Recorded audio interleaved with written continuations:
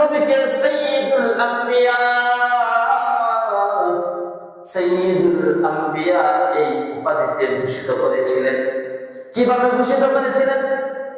আল্লাহ রাসূল সাল্লাল্লাহু আলাইহি ওয়াসাল্লামকে যখন জিবরাইল আলাইহিস সালাম মক্কা থেকে বুরাক নামক শহরে আরোহণ করাইয়া যখন সেই বাইতুল মুকাদ্দাসে নিয়ে গেলেন, বাইতুল মুকাদ্দাসে যাওয়ার পর দেখে সমস্ত মসজিদ মুসল্লি দিয়া ভরা।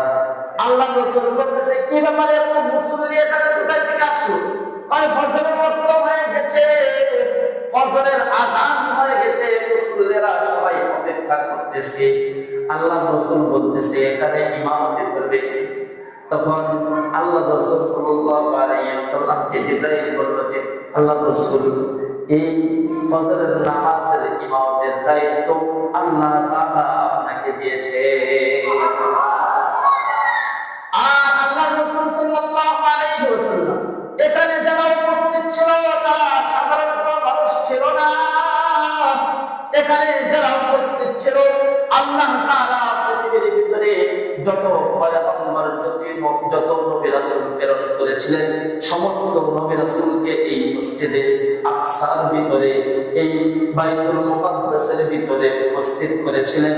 আর সেই উপস্থিতির মাধ্যমে, এই নামাজের ইমামতের মাধ্যমে আল্লাহ তাআলা রাহমাতুল লিল আলামিনকে সাইয়্যিদুল আম্বিয়া অর্থাৎ সমস্ত নবীদের ইমাম, সমস্ত নবীদের শিরোমণি এই উপাধিতে ভূষিত করেছিলেন। এই জন্য ভাই বলে আল্লাহ রাসূল সাল্লাল্লাহু আলাইহি ওয়াসাল্লাম মিরাজে ভ্রমণ করেছেন। এক মিনিট নয়, এইখানে মুফাসসিরিন কিরাম একটা তাফসীর করেছেন। আল্লাহ রাসূল সাল্লাল্লাহু আলাইহি ওয়াসাল্লাম যদিও বাহ্যিক দৃষ্টিতে দেখা গেছে যে এক রাত্রের ভিতরে তিনি 7 আসমান এরকম ভাবে জান্নাত জাহান্নাম সিদরাতুল মুনতাহা ভ্রমণ করে চলে আসছে, কিন্তু এখানে মুফাসসিরিন কিরাম তাফসীর এনেছেন এখানে শুধুমাত্র এক রাত্র নয়, এখানে 27টি বছর অতিক্রান্ত হয়ে গিয়েছে।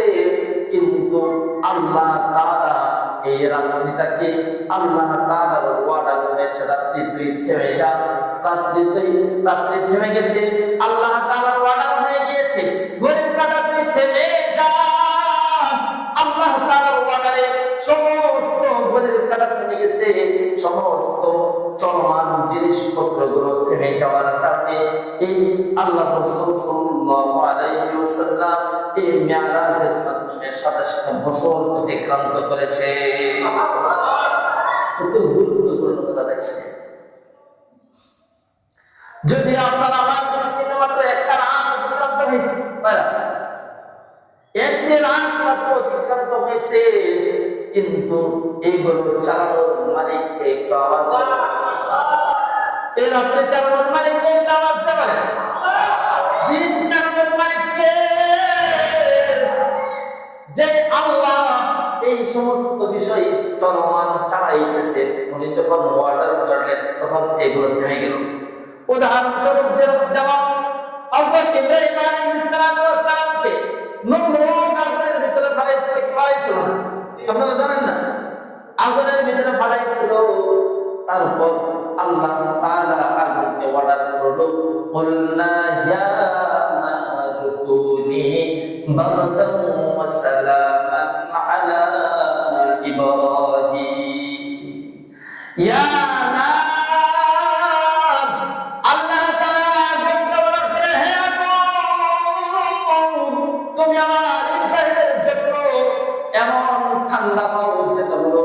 সান্ত্বনাদায়ক ঠান্ডা। আল্লাহ যদি কইতো যে ঠান্ডা হয়ে যাও, তাহলে কিন্তু ঠান্ডার ভিতরে কষ্ট আছে, সেদিন ভিতরে কিছু লাগে না। কিন্তু আল্লাহ তাআলা আগুনকে অর্ডার করছে, এমন ঠান্ডা হও, ইয়া নার কুনি বারদাও ওয়া সালামান আলা ইব্রাহিম। হে আগুন, আমার ইব্রাহিমের জন্য তুমি সান্ত্বনাদায়ক ঠান্ডা হয়ে যাও, সাথে সাথে আগুন ইব্রাহিমের জন্য ফুল বাগিচা হয়ে গেল। সুতরাং সমস্ত কিছু আল্লাহ তাআলা ওয়াদা দিয়ে দিল সমস্ত কিছু থেমে যাও, তখন সমস্ত কিছু থেমে গেল। আর আল্লাহ রাসূল সাল্লাল্লাহু আলাইহি ওয়াসাল্লাম এর মাধ্যমে 27টা বছর অতিক্রান্ত করে সশরীরে এই মাসের ভিতরে, রজব মাসের ভিতরে আল্লাহ তাআলা দুনিয়া থেকে এরকম ভাবে মক্কা নগরী থেকে বাইতুল মুকাদ্দাস থেকে এরকম ভাবে প্রথম আসমান, দ্বিতীয় আসমান, তৃতীয় আসমান, চতুর্থ আসমান, পঞ্চম আসমান, ষষ্ঠ আসমান, সপ্তম আসমান অতিক্রান্ত করে সিদরাতুল মুনতাহা সরাসরি আল্লাহ তাআলার সাথে কথা বলে জান্নাত জাহান্নাম ভ্রমণ করে তারপরে দুনিয়ার ভিতরে আসছে। এটা কিন্তু আমাদের বিশ্বাস করতেই হবে। এটা একটা আমাদের ঈমানি বিষয়। এটি আমাদের আল্লাহ রাসূলের কোন একটা কথা যদি আমরা বিশ্বাস করি তাহলে কি আমাদের ঈমান থাকবে? এটা আমার যখন ঈমান থাকবে, ঈমান থাকবে না। এই জন্য মুহতারাম হাজিরিন, এই কথাগুলো বলার কারণ হচ্ছে এটাই, অনেকে বর্তমানে মেরাজ বিশ্বাস করতে চায় না। অনেকে বলে এটা কিভাবে সম্ভব? আরে যে আল্লাহ আপনাকে আমাকে বানাইতে পারছে, দুনিয়া বানাইতে পারছে, সমস্ত কিছু চালাইতে পারতেছে, এটা কি তার জন্য কি বড় কিছু নাকি? এটা তেমন বড় কোনো বিষয় নয়।